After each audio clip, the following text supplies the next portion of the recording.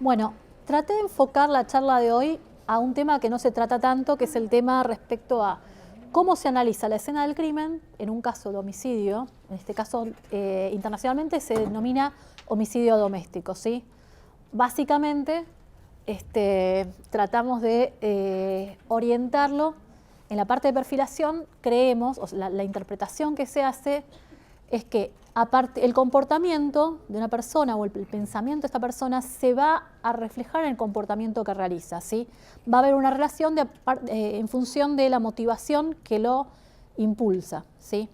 Y en base a eso vamos a encontrar que en el caso de homicidio doméstico tenemos dos tipos básicamente, ¿sí? Han cometido crímenes, generalmente el por qué más el cómo, podemos llegar a saber el quién, ¿sí? Entonces, a partir de la escena, tratamos de saber cuál fue la motivación de un homicidio, ¿sí? Generalmente, en los homicidios tenemos distintos tipos de motivaciones, ¿sí? Vamos a tener los homicidios violentos debido a, bueno, odio racial, tenemos homicidios debido a, por darles un ejemplo, un homicidio con un fin económico, pero en el caso, ¿sí?, específico de homicidio doméstico, vamos a tener que la motivación es más personal y esto se va a reflejar en el tipo de evidencias que vamos a encontrar. Y esto se va a dividir en homicidios escenificados o los homicidios comunes, ¿sí? Los homicidios domésticos comunes. La que sigue. Podemos decir que el homicidio doméstico es cuando un miembro de la familia mata a otro miembro del mismo grupo. Tenemos la espontánea y la escenificada. Espontánea es cuando ocurre, generalmente, producto de una escalada, ¿sí? La que sigue. ¿Sí? Lo definimos como que no es escenificado, ¿sí?, y se desencadena por un evento estresante reciente o acumulación de estrés. ¿A esto qué se refieren? En la parte psicológica, después lo va a ver ya, Valeria mejor, generalmente se considera que, bueno, la persona consideran que ha realizado una afrenta y en el momento lo que quiere es anular a los sujetos que considera un objeto que lo ha ofendido y por lo tanto llega a esta acción destructiva, ¿sí? ¿En qué lo vamos a ver nosotros, que es la parte separada de lo de ella, en cuanto a la escena? Que sí. La victimología sabemos que tiene una relación con el delincuente, ¿sí? Y tenemos que hay conflictos previos con el agresor o que está relacionado o hay un historial abusivo previo, ha ido escalando, ¿sí? Los indicadores en la escena del crimen generalmente el homicidio ocurre generalmente en el lugar de residencia de la víctima, ¿sí? Sea porque los dos están conviviendo en el mismo lugar o porque la persona sabe que en ese lugar lo puede ubicar, en los lugares que frecuenta usualmente. Hay algunos casos excepcionales, como por ejemplo el caso que ocurrió en Córdoba, donde la mató en el jardín, donde es un lugar como posiblemente no la podía encontrar en el lugar habitual o quizás tenía un botón antipánico, optó por otro lugar donde sabía que podía hallarla casualmente, ¿sí? Generalmente el arma, ¿cuál es? Un arma de oportunidad, ¿sí? Entonces eso va a ser estrangulamiento, acuchillamiento, es muy común porque los cuchillos están en cualquier cocina, ¿sí? Algún tipo de lazo, ¿sí? Homicidio por golpe, porque el gran problema que tenemos las mujeres en ese sentido, que es por qué también se considera, es que la diferencia entre el hombre y la mujer es que el hombre puede matar con sus solas manos a la mujer, cosa que al contrario, excepto que la mujer haya tenido un entrenamiento particular, no ocurre, ¿sí? Para igualar la fuerza generalmente requieren o un entrenamiento físico o tener algún tipo de arma defensiva, ¿sí? Generalmente, si utilizó un cuchillo o un arma de la escena, generalmente la obtiene ahí, por ejemplo, también si tiene un arma de fuego, es el arma que tenía en el lugar, que es un arma de oportunidad, un arma del lugar, y la deja generalmente en la escena. No es común que lo deje porque como es algo espontáneo y que no ha sido planificado y fruto de la ira, generalmente esto se refleja en que no piensa en el encubrir después el hecho, ¿sí?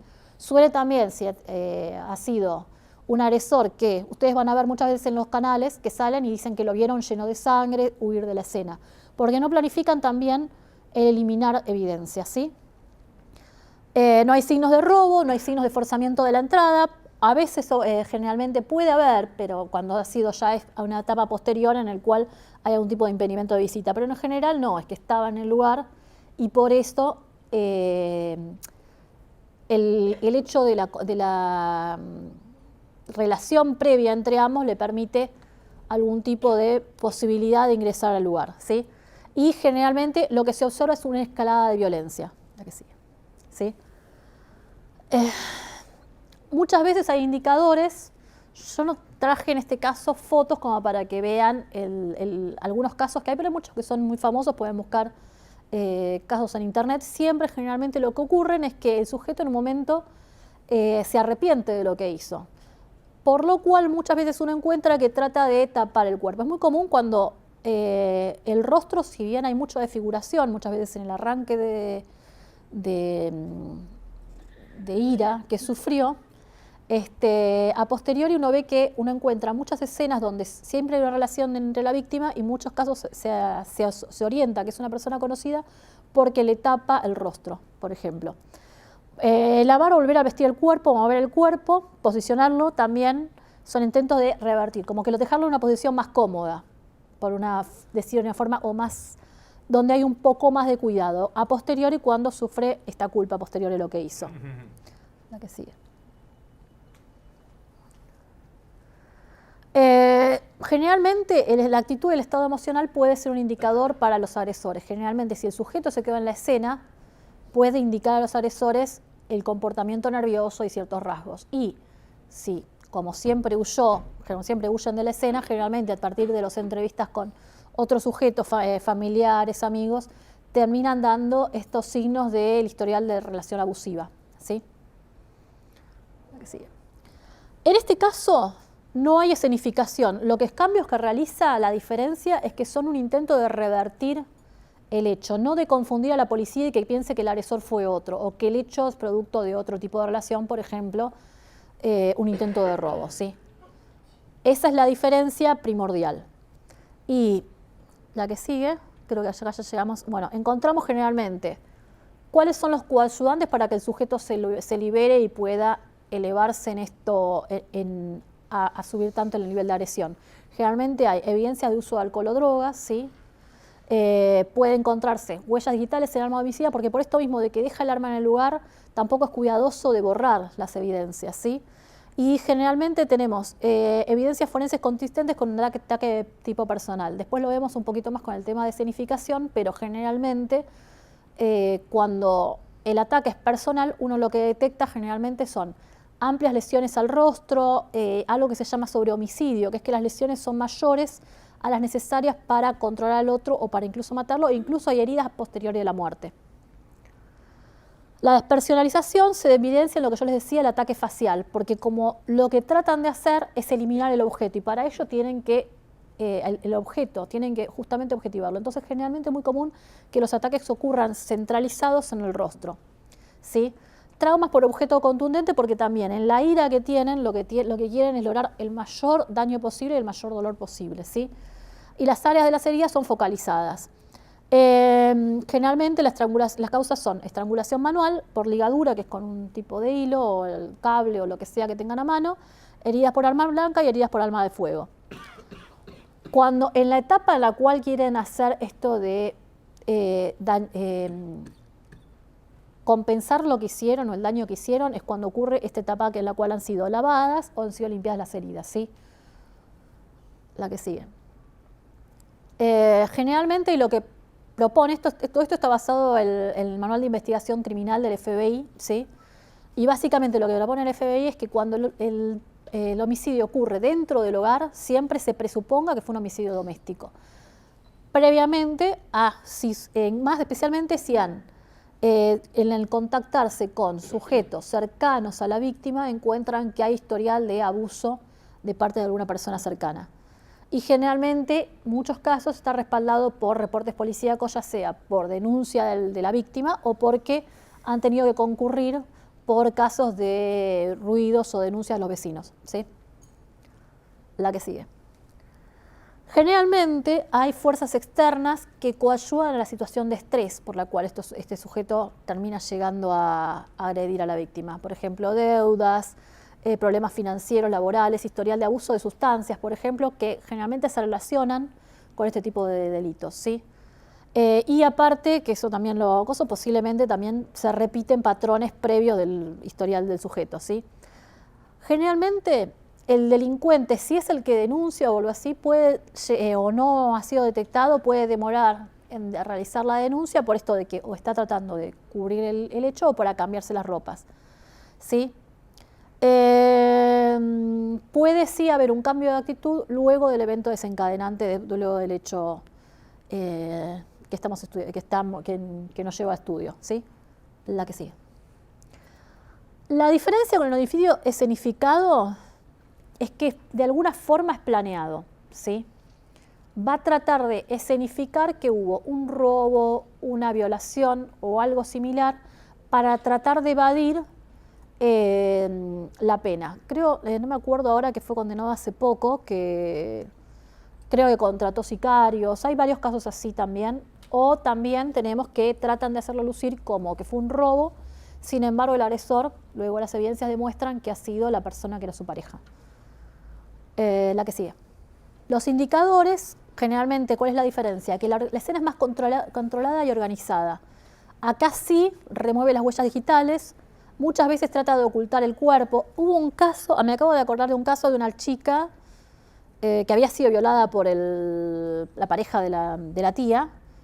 El sujeto sale de la cárcel luego de haber sido denunciado, obviamente la relación continúa, la relación de agresión, él seguía agrediéndola constantemente hasta que en un momento parece que intenta una nueva violación o una nueva agresión, la chica se resiste, la mata y la tira al pozo ciego. Y la gente sospecha porque él dice que la chica le dejó la nena y dijo que se iba y no aparece más la chica, y bueno, de ahí empieza la búsqueda y la terminan hallando. Pero ahí tenemos un intento de ocultamiento del cadáver y que también esperó un momento en el cual la chica estuviera sola, que no hubiera más nadie en la casa como para buscar la oportunidad, ¿sí? Ocurre muchas veces en la casa de la víctima o el victimario, pero si es algo que ha planificado con otro objetivo, puede ocurrir fuera. Puede ser, lo que puede buscar es o una causa de muerte accidental, ¿sí?, a una actividad secundaria como robo o violación. Esa es más común acá en Argentina. La de accidental generalmente pasa que, por suerte en Argentina, no predomina tanto algo que tienen los yanquis, que es el seguro de vida con el cónyuge. Eso presupone muchísimo, cambia mucho el patrón acá. Generalmente, si es una violación, a diferencia, como tiene una relación con la víctima, raramente deja a la víctima desnuda, que es la diferencia que tenemos con el violador real. ¿Por qué? Porque como trata de cosificar y también de una forma de humillar a la víctima, sea porque es por IVA desviado, porque es por sadismo, siempre generalmente lo encontramos en posiciones muy expuestas y muy humillantes. Generalmente queda parcialmente vestida. Y si quieren que parezca un suicidio, puede ser un envenenamiento, pueden hacerlo lucir como un envenenamiento o por sobredosis de drogas, o incluso parecer natural, como por ejemplo en un caso de diabetes con algún tipo de hipoglucemiante o alguna cosa así. La que sigue. Los hallazgos son similares. La diferencia es que acá también sería bueno que tengan una gráfica, después los voy a buscar y se los puedo llegar a mandar por mail. Hay muchos casos que que fueron muy llamativos en la historia, ¿sí? Por ejemplo, donde mataban a toda la familia, el agresor. Recuerdo un caso norteamericano donde el sujeto era médico, mata a las hijas y a la mujer, porque también tenía un amante, bueno, y quería eliminar del camino a la esposa, que estaba andaba con un cuadro depresivo. La diferencia es que, a pesar de que dicen que hubo una agresión, ¿sí?, un ladrón, un asesino, un robo, él sufre las heridas menores, mientras la mujer, que de hecho como oposición presenta un menor riesgo para el agresor, es la que sufre las lesiones más cruentas. Y aparte ocurre esto de sobrehomicidio, suele tener gran cantidad de lesiones, ¿sí? La que sigue. Una diferencia es que hay un código de comportamiento previo, como cuando ya lo planificó y tomó la decisión. Si la relación era violenta previo al hecho, hay un cambio de comportamiento en el cual el sujeto, ¿sí?, frecuentemente mejora la relación y parece haber una especie de luna de miel hasta que por fin llega el hecho homicida. Lo que pasa es que haya tomado la decisión de eliminar al obstáculo o a lo que él considera un objeto que lo molesta y que le genera un problema, ¿sí? Ahora, cuando se realizan las entrevistas a las personas cercanas al sujeto, se encuentra con que hablan de este historial de violencia, ¿sí? Hablan también de que la víctima también ha expresado miedos por su seguridad, ¿sí? Y también tenemos que es importante observar si la historial médico y psiquiátrico de la víctima para descartar, especialmente los casos donde se trata de fingir un suicidio. Porque en los suicidios nosotros generalmente tenemos un perfil del sujeto que tendría que coincidir. Es lo que, bueno, después recurren los psicólogos en lo que se llama autopsia psicológica. Para redondear, para que tengan en claro a qué se refiere el tema de escenificación, ¿sí? El objeto de la escenificación es redirigir la investigación policial para que se aleje del sospechoso más lógico, ¿sí? Y proteger a este sujeto que es una persona cercana a la víctima, ¿sí? Entonces, lo que nosotros tenemos que presumir cuando hay una escenificación es que la persona es alguien de la cual nosotros, si no hubiera esta escenificación, nosotros sospecharíamos. Por ejemplo, si fijan un robo o una violación, pero nos damos cuenta que esto ha sido escenificado, tenemos que pensar quiénes son los que se benefician y quiénes están cercanos a ella que se beneficiarían o que podría uno sospechar igualmente. Lo que sigue. Las características también, si es personal, generalmente lo que habíamos dicho que la estrangulación es manual o material, golpes en la cara por el objeto de la esperanzación y hay un trauma excesivo más allá del necesario para alcanzar la muerte, ¿sí? Generalmente, cuanto mayor evidencia de exceso de fuerza, mayor relación entre víctima y victimario y también hay más ira acumulada, ¿sí? La que sigue. Generalmente, en los homicidios sexuales y domésticos, en esto tenemos una relación, sí, tenemos que las relaciones, los ataques son personalizados y es de rango cercano, ¿sí? O sea, no es que le dispara a distancia al objetivo al cual le tenía cosa. La víctima es el foco principal del cliente, no el dinero, los valores. Entonces nosotros encontramos que valores de cierto valor importantes son dejados de lado, ¿sí? Y intentan especificar un homicidio sexual o doméstico para que parezca motivo empresarial. El motivo empresarial se refiere a los motivos desde el robo o hurto menor hasta, bueno, delitos por guante blanco, ¿sí? Nunca ocurren, por lo tanto, los delitos de tipo personal no ocurren generalmente durante la comisión de un delito económico, ¿sí? ¿Por qué? Generalmente los delincuentes que están buscando un objeto económico lo que tratan es de hacer, si cometen un delito, hacer un homicidio rápido para eliminar al sujeto, para reducir el tiempo en la escena para no ser capturados, ¿sí? Por ejemplo, cuando es un robo en la comisión de un robo de un vehículo.